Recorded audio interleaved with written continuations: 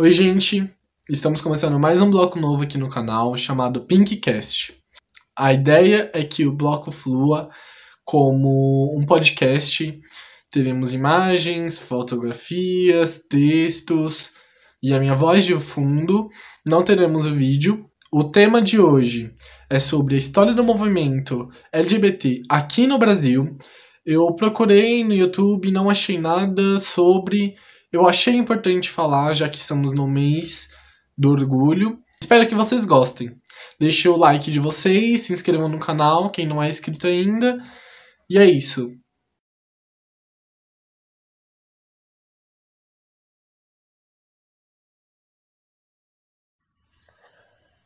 Bom, como eu disse, o vídeo de hoje vai ser pautado numa coisa que eu nunca vi, não tinha visto no YouTube. Eu acho que é muito importante se dizer e aprender sobre isso. Ainda mais no mês do orgulho. O vídeo de hoje é sobre a história do movimento LGBT no Brasil. Procurando na internet para fazer o vídeo, trazer mais conhecimento do que eu já tinha sobre o movimento LGBT no Brasil, eu só encontrei artigos. De um deles eu vou deixar o link na descrição. Porque basicamente só tem conteúdo desse site e conteúdo de informações pessoais mesmo, de conhecimentos pessoais. Enfim, espero que vocês gostem. Durante a passagem dos anos 60 para os anos 70, a nossa história foi marcada pela ditadura militar, né? O fortalecimento de um movimento estudantil nessa época foi muito importante, porque o movimento começou a questionar, né? E começa a ganhar muita visibilidade nessa época. Que mais tarde o movimento estudantil abraça a causa LGBT, a causa racial, a causa feminista. O movimento estudantil nessa época foi muito reprimido e perseguido até o fim do regime militar. Dois exemplos disso, de perseguição, foi que a sede da UNE, a União Nacional dos Estudantes, foi incendiada durante a ditadura militar. Aí tivemos também um jovem de 17 anos, que foi Antônio Ribas, tá aparecendo a fotinha dele aí, que morreu. Ele foi caçado porque ele era um dos líderes da União Paulista dos Estudantes, né, na época. Só que, enquanto o movimento estudantil estava sendo perseguido, vários grupos de esquerda combateram a ditadura em guerrilha. Ainda durante o começo dos anos 70, é quando o movimento feminista explode, assim, ganha muita visibilidade aqui no Brasil. E posteriormente, dividindo basicamente, né, os anos 70 em duas metades. Temos a primeira metade dos anos 70, visibilidade total para o movimento feminista. E a segunda metade é quando o movimento negro começa a ganhar visibilidade e força, né, um movimento negro contemporâneo, junto com o início do movimento LGBT aqui no Brasil, que na época eles chamavam como movimento homossexual. Mas foi a partir disso que o movimento LGBT nasce. Aqui em São Paulo, tivemos um grupo que foi muito importante na nossa história, não só na história do movimento LGBT paulista, mas na história do movimento LGBT nacional, que foi o grupo Somos. Né? Durante a existência dele, começou como Somos, aí depois foi Somos, grupo de afirmação homossexual. Eles faziam questão de usar o termo homossexual. Eles não usavam o termo gay porque eles achavam que era muito estadunidense e eles queriam trazer a essência brasileira, né? Porque o movimento brasileiro, não o movimento lá de fora, o movimento daqui de dentro. Eles faziam questão de afirmar isso. E por ter a palavra homossexual no nome do grupo, eles foram muito apedrejados, porque deixava nítido, né, a questão política e social deles. E é aquela história de, tudo bem vocês serem gays, mas não seja aquele gay extravagante, espalhafatoso. Enfim, depois o grupo voltou a ser conhecido apenas como Somos, porque também é mais fácil de decorar e tudo mais. E esse grupo foi formado em 1978. Quase, né, do final dos anos 70 para os anos 80. E o grupo foi formado graças a uma publicação no jornal de resistência da época, chamado Lampião de Esquina. Porém, o nascimento do movimento LGBT no Brasil é marcado por essa nitidez que teve o grupo Somos, por exemplo, de um projeto politizado na comunidade, chegar na periferia, onde tinha os gays, as travestis, que não tinha acesso à informação e politização. Mas nem todos esses militantes, né, na época do movimento LGBT, eram politizados. Eles só militavam porque eles acreditavam nas iniciativas sociais, né? Tivemos também, né, o surgimento, mais pra frente, o surgimento da AIDS, do HIV, né? E a forma como foi divulgada e as políticas públicas de enfrentamento a essa epidemia foi propositalmente construída para dar visibilidade negativa para os gays e para os travestis, para as transexuais, para as lésbicas, enfim, para o movimento LGBT. Mas no sentido de como se a gente fosse responsável pela existência dessa doença. Como se fosse uma doença passada pela gente e que a gente fosse a doença em si, sabe? Passado o caos dos primeiros anos, onde teve a epidemia da AIDS, que causou muito pânico, iniciou-se um mercado voltado para o público LGBT. E aí que começa toda essa história de pink money. Porque as empresas começaram a ver que lucravam muito com o público LGBT. E a partir disso, começaram a fazer bares, casas noturnas, voltadas para esse público. Com a criação desses bares e casas noturnas voltadas para o público LGBT, a frequentar esses lugares foi vista de uma maneira de resistência do tipo, olha, nós existimos, estamos aqui e estamos nos divertindo. Enfim, basicamente, dá pra gente dividir a nossa história em 3 partes. Vamos chamar de 3 ondas.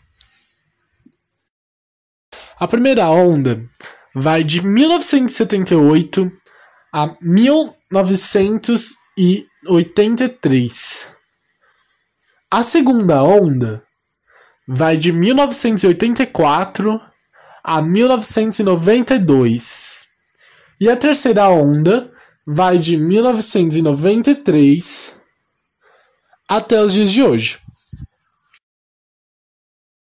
O movimento LGBT é revolucionário e não apenas reformista. A primeira onda no momento. Principalmente no eixo São Paulo e Rio de Janeiro, o movimento LGBT, junto com o movimento feminista e negro, tiveram a iniciativa, né, com essa primeira onda, foram responsáveis por essa primeira onda, onde continham propostas de transformação para a sociedade, no sentido de abolir vários tipos de hierarquias sociais, especialmente as relacionadas a gênero e sexualidade. Pertenceram a essa fase, né, o grupo que eu disse, o grupo Somos, aqui em São Paulo, e o jornal que eu tinha dito, Lampião de Esquina, que era editado lá no Rio de Janeiro. É legal ser LGBT. A segunda onda do movimento. Ocorre a dissolução do movimento Somos.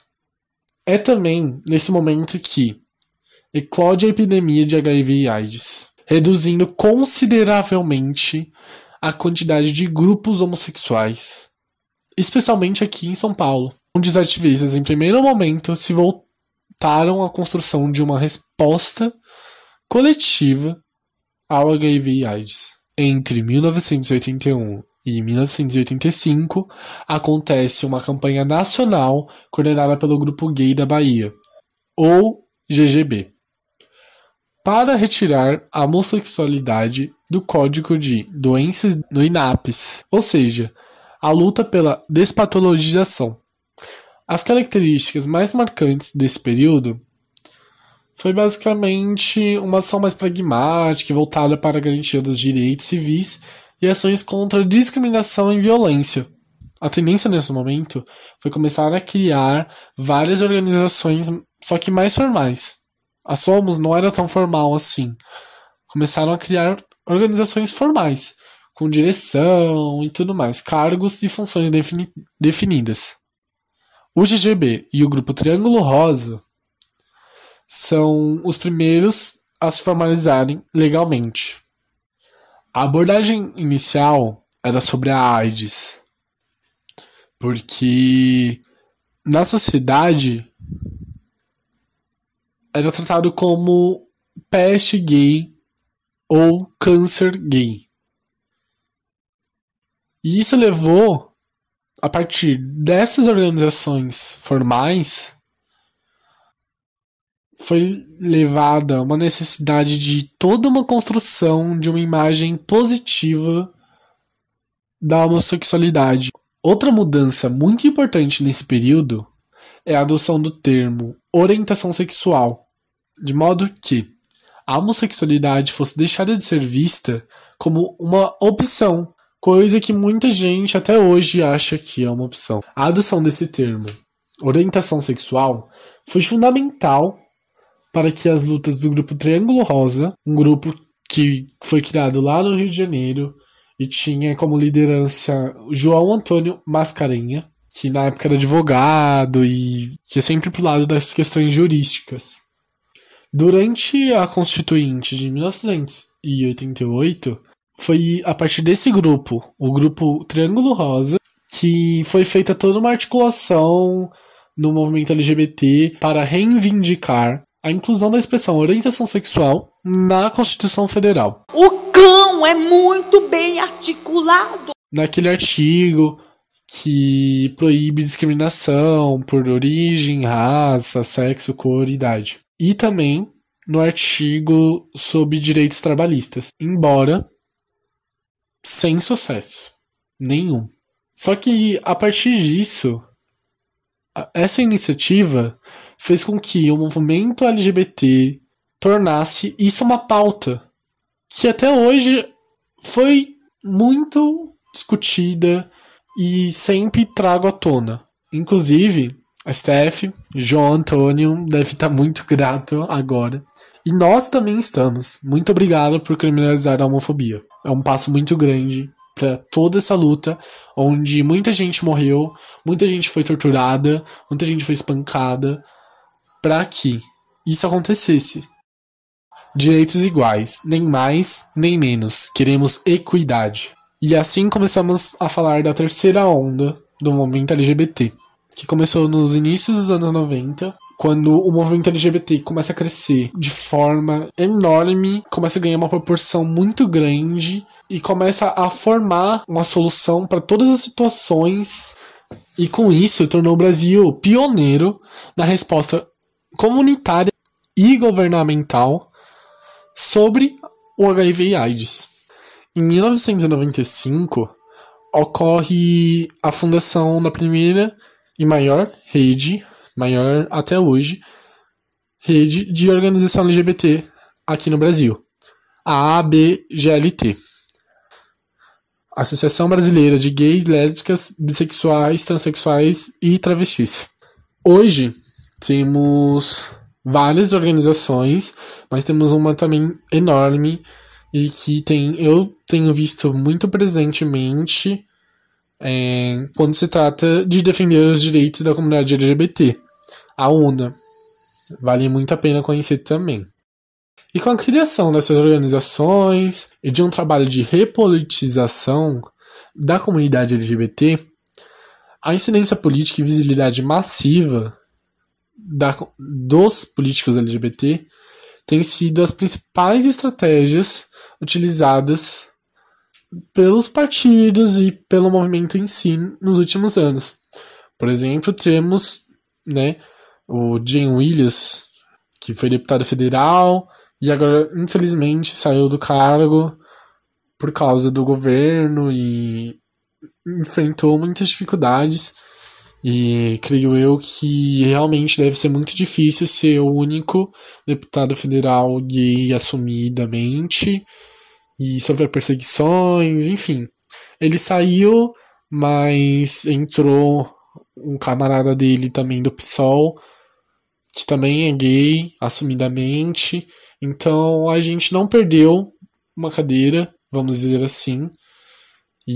Mas também temos exemplos muito ruins ruins assim no sentido de prejudicar a nossa visibilidade e prejudicar o nosso movimento e a construção e a história do nosso movimento aqui no Brasil. Por exemplo, aquele carinha que eu nem lembro o nome, mas eu vou deixar a foto no vídeo, do MBL, que, não acrescenta nada na nossa vida.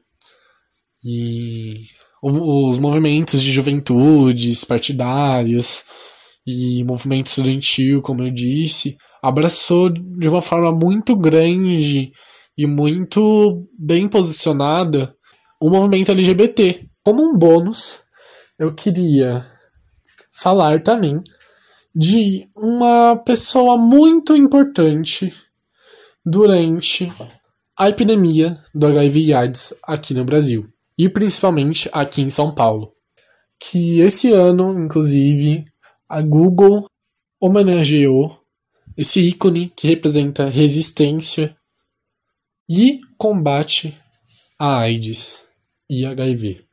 De quem estou falando? De Brenda Lee.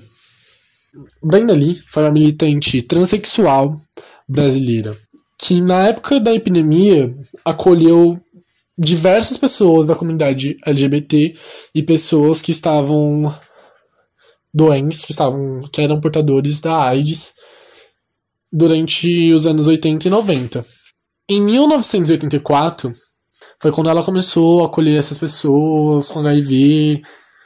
Nessa época, existia uma grande desinformação e o preconceito reinava. A Brenda passou, basicamente ela começou a receber essas pessoas porque ela via que essas pessoas não tinham infraestrutura para tratar suas doenças sozinhas.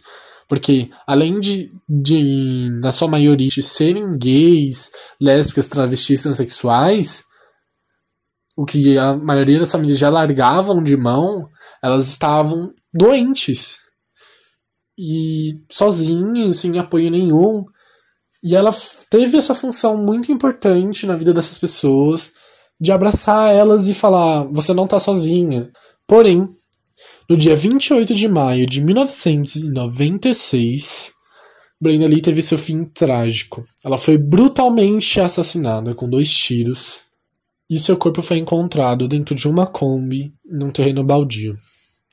Um final que a gente vê até hoje, infelizmente, de muitas travestis e transexuais.